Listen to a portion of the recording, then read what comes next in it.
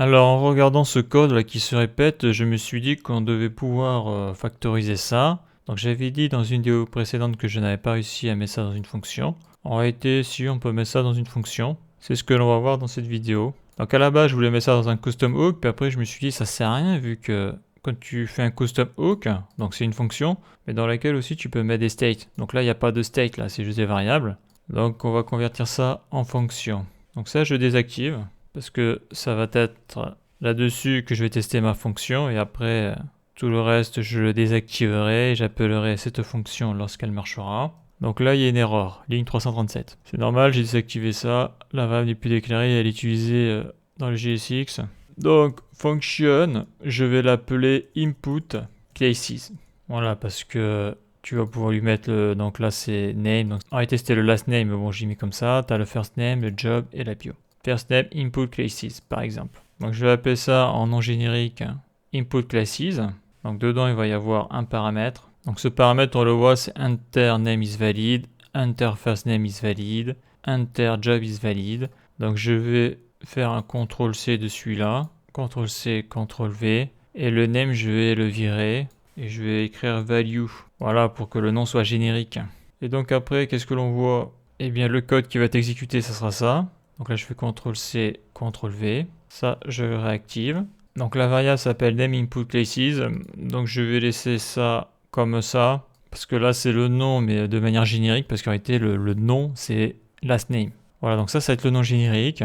Donc ici, là, je vais y mettre la values qui sera passée dans la fonction. Voilà. Et donc, lorsque cette fonction sera exécutée, à la fin, elle return la variable avec donc CTRL-V et dans laquelle, et bien suivant le cas, soit j'aurai la classe formControl ou soit j'aurai la classe formControl et la classe invalide. Donc la fonction est terminée. Donc maintenant, je vais l'appeler et son résultat, je vais le mettre dans cette variable. Donc CTRL-C, CTRL-V. Donc name input classes.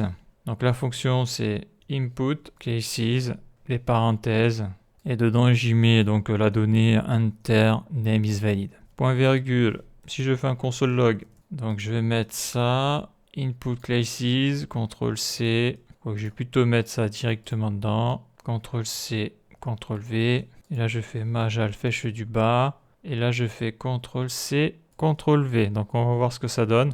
Donc déjà, il n'y a pas d'erreur. Et là, on voit ici là, que name input classes, dedans, j'ai la classe formControl.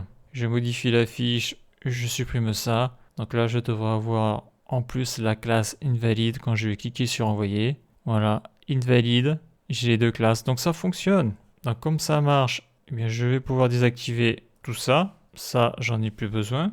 Donc là, je vais faire majal flèche du bas. Voilà, j'en ai fait plusieurs. Donc name input classes, ça c'est bon, je l'ai traité, je le supprime. Donc là je fais first name input classes, CTRL-C, CTRL-V, enter first name is valid, CTRL-C, CTRL-V. Donc ça c'est bon, je supprime.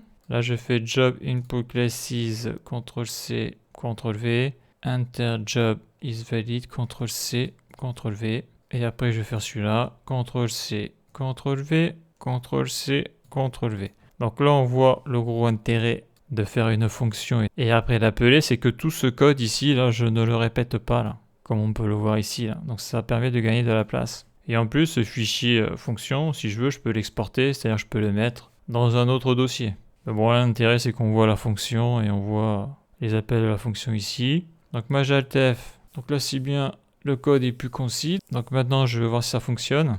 Donc j'actualise tout, modifie la fiche. Donc là, si je supprime, je fais envoyer, ça fonctionne. Si je supprime tout, si je fais envoyer, ça fonctionne sur le prénom. Sur la profession, ça doit marcher aussi. Et sur mieux me connaître, on voit que ça marche aussi. Donc il y a tout qui marche. Donc là, je remets des données au pif. Et je fais envoyer. Voilà. Donc voilà pour cette petite factorisation du code. La suite dans le prochain épisode.